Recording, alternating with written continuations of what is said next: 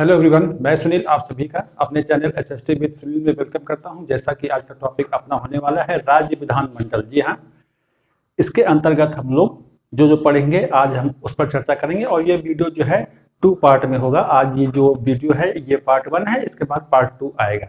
और जैसे कि वीडियो की क्वालिटी वाली बात होती है, तो जब आप वीडियो चलाते हो तो आपके राइट हैंड पर सबसे ऊपर मतलब कि जो कोना होता है, जो मतलब कि एक कॉर्नर होता है, उस पर 3 डॉट बने होते हैं। तो उसको क्लिक करेंगे तो वहां पर मतलब कि क्वालिटी खुल करके आ जाती है। तो आप उसी हिसाब से 360 पर भी देख लेंगे तो क्वालिटी बढ़िया दिखेगी। ओके, तो कोई प्रॉब्लम नहीं है। और वीडियो बहुत ही इंपॉर्टेंट है, जैसा कि बहुत सारे फैक्ट्स मैंने जो है नोट डाउन कर रखे हैं, तो हम लोग आज इसी पर चर्चा करेंगे जल्दी जल्दी। ओके, तो आते हैं जल्दी से टॉपिक पर अपने। विधानमंडल जिसको हम कहते हैं लेजिस्लेचर। ओके, तो राज्य विधानमंडल, ठीक है।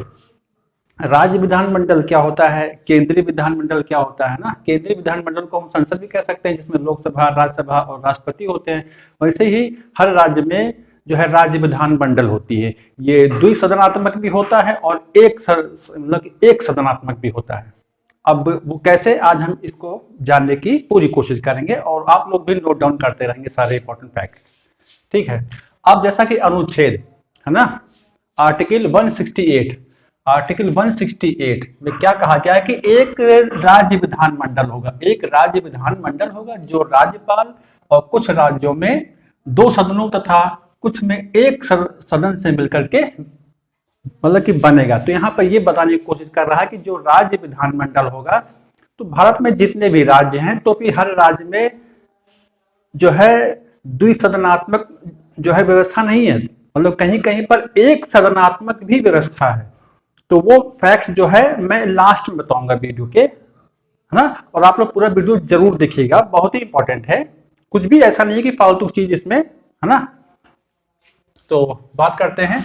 तो इतना तो आप लोग को समझ में आ ही गया होगा कि राज्य विधानमंडल होगा जो राज्यपाल और कुछ राज्यों में 2 सदनों से तात्पर्य है विधानसभा और विधान परिषद, है ना।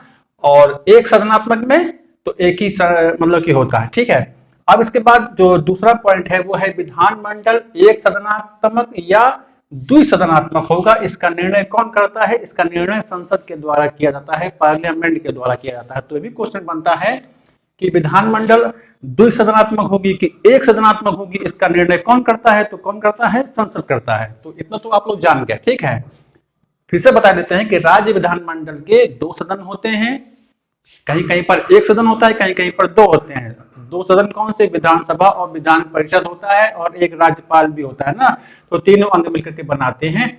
तो हम लोग आज सबसे पहले जानेंगे विधानसभा के बारे में, ठीक। अब विधानसभा, ठीक है। अब विधानसभा में सबसे पहले हम बात करेंगे इसकी सदस्य संख्या कितनी होती है, कितने मेंबर इसके अधिकतम होने चाहिए, है ना, कितने अधिकतम हैं और कितने न्यूनतम हैं, ठीक। तो इसके बारे में जानते हैं।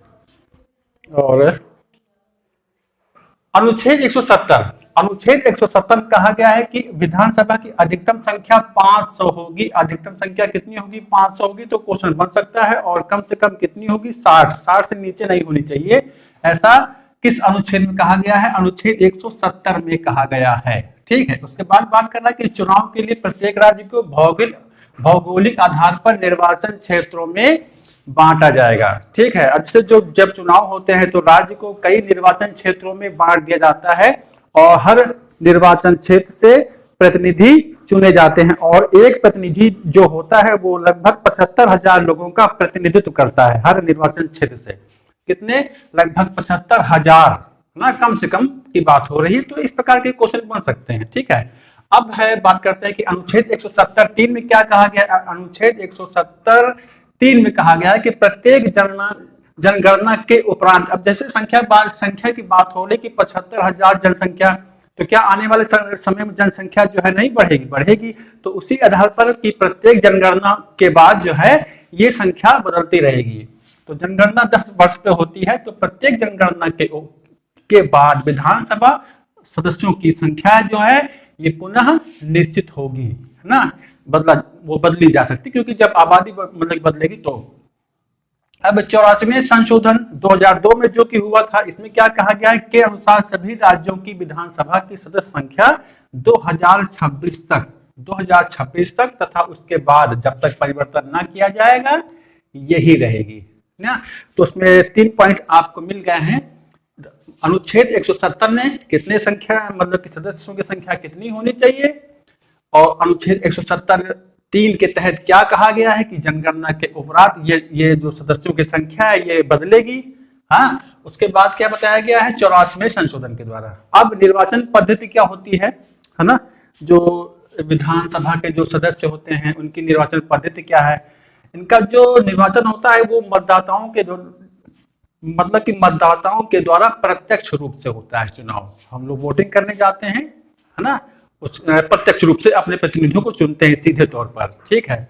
और उसके लिए चुनाव के लिए वयस्क मताधिकार, संयुक्त निर्वाचन प्रणाली और साधारण बहुमत की पद्धति अपनाई गई है। वयस्क मताधिकार सभी लोग जानते हो 18 प्लस है ना, तो ये हमारे यहाँ की उम्र निर्धारित की गई है।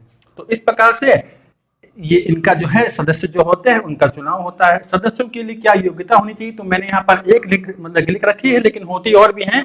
जैसे पूछा क्या जा सकता है, पूछा तो यही जा सकता है कि आयु कम से कम 25 वर्ष से कम नहीं होनी चाहिए। पहले की योग्यता क्या है, वह भारत का नागरिक होना चाहिए।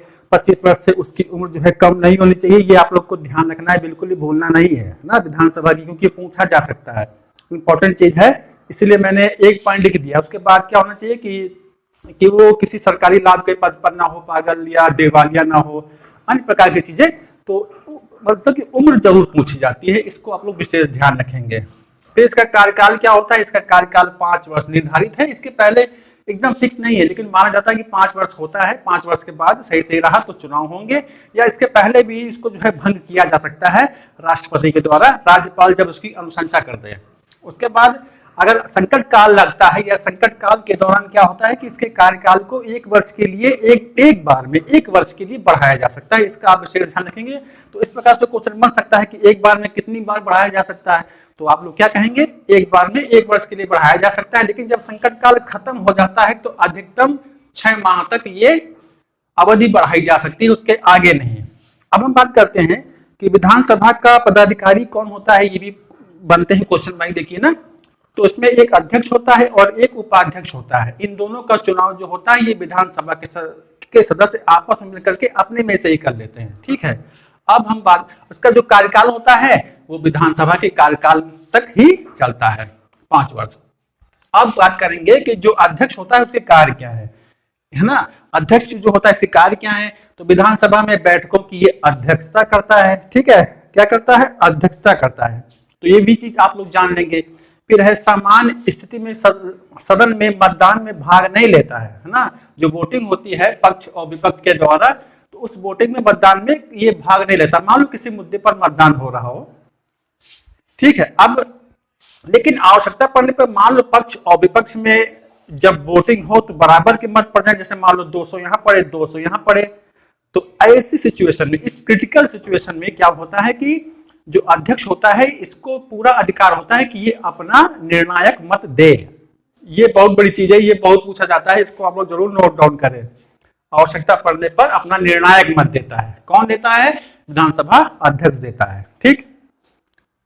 उसके बाद ये कि कोई विधेयक धन विधेयक है या नहीं, कोई विधेयक धन विधेयक है नहीं, इसका निर्णय कौन करता है, तो वो करता है कौन, विधानसभा अध्यक्ष करता है, ठीक। इसके बाद विधानसभा और विधान परिषद के संयुक्त अधिवेशन की अध्यक्षता भी यही करता है। तो ये सब चीजें क्वेश्चन बनती हैं कि विधानसभा विधान परिषद के संयुक्त अधिवेशन की अध्यक्षता कौन करता है, तो आप बता सकते हो ना, विधानसभा अध्यक्ष।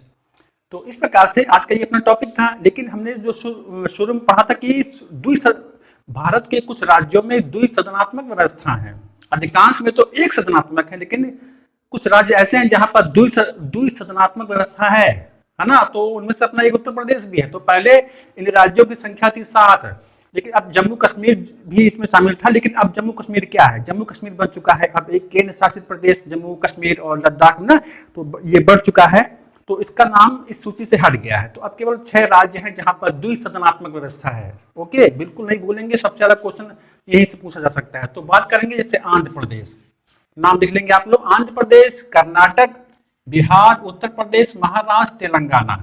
जैसे राज्यों में द्विसदनात्मक व्यवस्था है, इन राज्यों के नाम जरूर लिखें। क्वेश्चन में ऑप्शन में पूछा जा सकता है कि इनमें से किन राज्य में द्विसदनात्मक व्यवस्था है, तो एक का नाम हो सकता है कि उत्तर प्रदेश पड़ा हो, बाकी इनमें से किसी राज्य का नाम ना लिखा हो तो आप उत्तर प्रदेश वाले पे टिक लगाएंगे, या तेलंगाना का नाम लिखा होगा या आंध्र प्रदेश का नाम लिखा होगा ना, कर्नाटक, बिहार या महाराष्ट्र का। तो इस प्रकार से इन राज्यों के नाम आप जरूर लिखें। तो ये था आपका आज का अपना वीडियो।